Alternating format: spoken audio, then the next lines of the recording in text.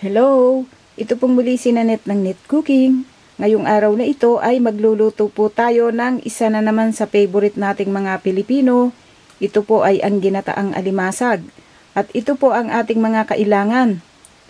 Siyempre, alimasag, meron tayong dalawang malalaking alimasag dito. Then, gagamit din tayo ng 2 cans of coconut milk. Kailangan natin ng medyo maraming gata. Kasi matakaw sa gata itong pagluluto ng ginataang alimasag. Gagamit din po tayo dito ng minced garlic, then onion. Meron din tayo ditong luya. Pinagdalawang piraso lang natin yung ginger. Then ground black pepper and salt. Bagoong na alamang. Meron tayo ditong siling haba o yung long green chili. Then optional, meron po tayo ditong spinach. Ngayon, kung meron tayo yung langkang mura o yung tinatawag na kamansi, masarap po iyon nakasama ng ginataang alimasag. Gagamit din po tayo dito ng konting cooking oil. Okay, ito po lamang ang ating mga kakailanganin sa pagluluto natin sa ating ginataang alimasag. Umpisahan na po natin. Then ngayon, meron po tayo ditong cooking pot. Medyo malalim yung lutuan natin gagamitin. Lagyan natin ng 1 teaspoon of cooking oil. Okay. So, hintayin natin uminit yung cooking oil before natin ilagay yung garlic. Then, ngayon, mainit na po itong ating cooking oil. Ilagay natin itong garlic.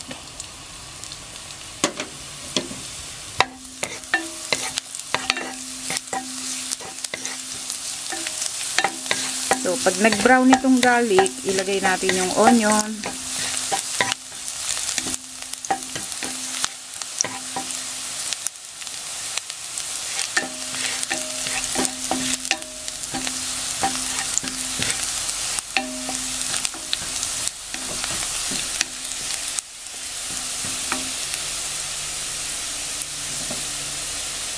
Pwede na to. Lagay natin yung onion.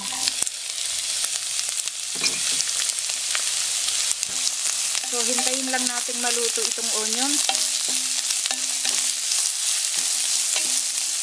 So, okay na po itong ating onion. So, lagay natin yung bagoong.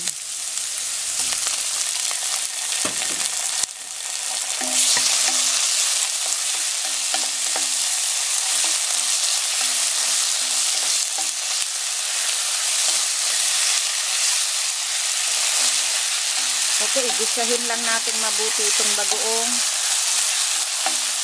before natin ilagay yung gata.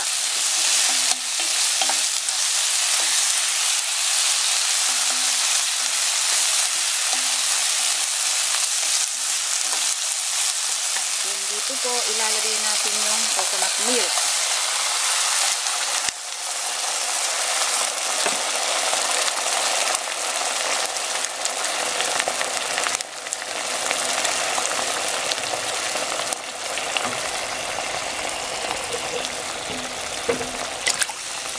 Buo-buo yung coconut milk kasi winter ngayon dito sa Tokyo. Lagay natin yung ground black pepper, then yung salt. Lagay na rin natin itong ginger. Okay, hintayin po natin kumulo itong gata o yung coconut milk before natin ilagay yung alimasag. Then ngayon, habang pinapakulo natin yung gata, itong mga alimasag hahatiin po natin sa dalawa kasi masyadong malaki.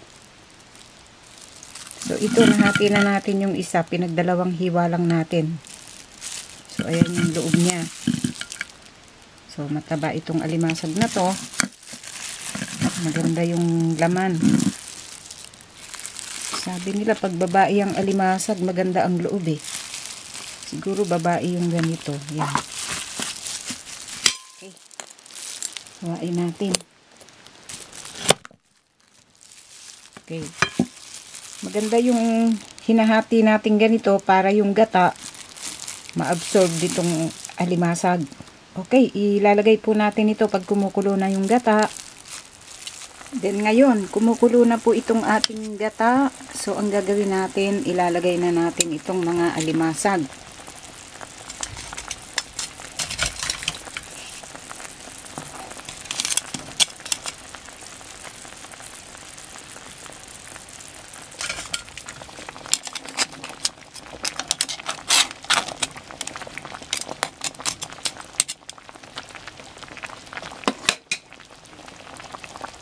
Then ngayon, nailagay na natin lahat yung mga alimasag. So, lagyan po natin ng cover. So, hayaan nating maluto ito at ma-absorb na mabuti ng alimasag yung coconut milk. Then ngayon, check po natin itong niluluto nating ginataang alimasag.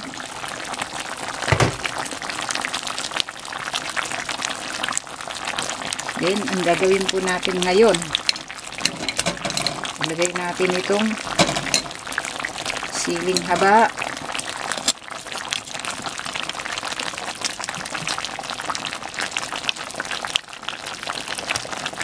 Lagyan natin ulit ng cover.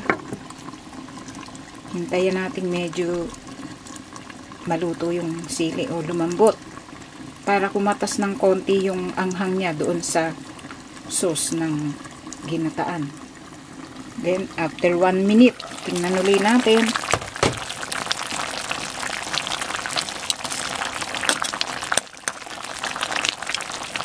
Then, dito, lagay po natin itong spinach.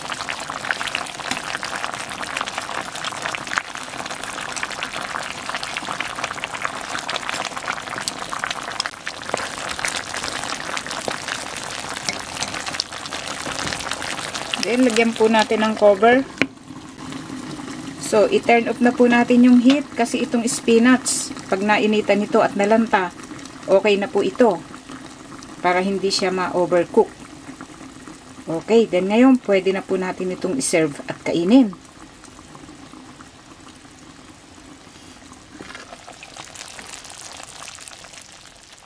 Then ngayon, ito po ang kinalabasan sa pagkakaluto po natin sa ating ginataang alimasag. Sana po nagustuhan nyo ang pagkakaluto po natin sa reseping ito. Marami pong salamat. Ito po muli si Nanette ng Net Cooking. Thanks po. Bye!